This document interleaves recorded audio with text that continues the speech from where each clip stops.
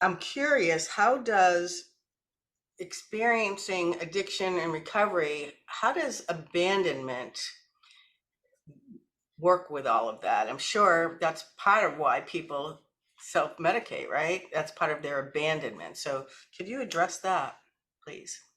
Well, the abandonment wound is a wound of primal fear and shame. I mean, that's what it's about. It's the fear of being of disconnecting from your attachments, of being disconnected, being thrown away.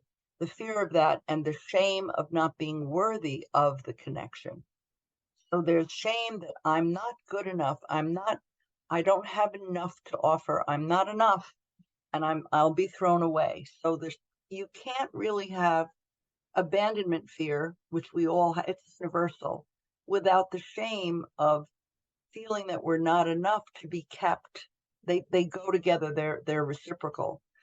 So the underside of the fear of abandonment, the abandonment wound, universal, is the shame that we're not enough, and somehow everything we should be able to control things in the world, and we should be able to somehow go through life without making errors and without having feelings, and we're not able to, and so there's this shame about other people seem to be able to do these things but we can't, this comparison that goes on from the time that we're very young, comparing ourselves to what we think other people are like. Of course, we're comparing, the slogan, we're comparing our insides to other people's outsides, but we don't realize the fallacy. For most of our lives we compare ourselves to what we think other people have, and it makes us feel ashamed, and then we're ashamed of the same, so we hide it, and we have all these defensive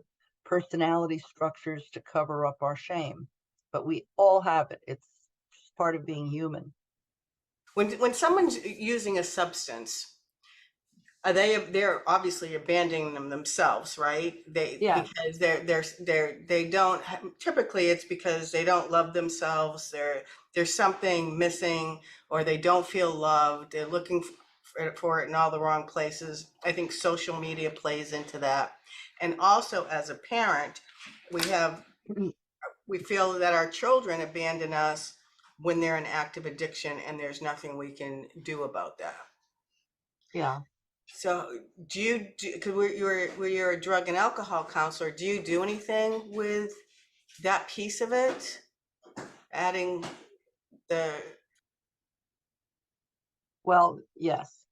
I mean, the primal root of all of it is the whole abandonment wound, because when you're using a drug, you're using something that gives you an immediate relief from a feeling or an immediate pleasure. It's immediate gratification.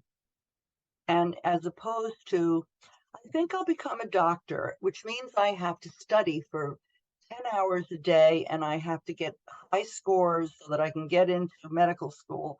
And I'll postpone all my gratification and study. That's one extreme.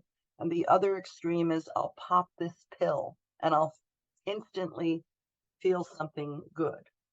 So it's a form of self-abandonment in that you're taking an immediate gratification because the ability to delay that need for that gratification has been challenged by the degree of your anxiety, the need.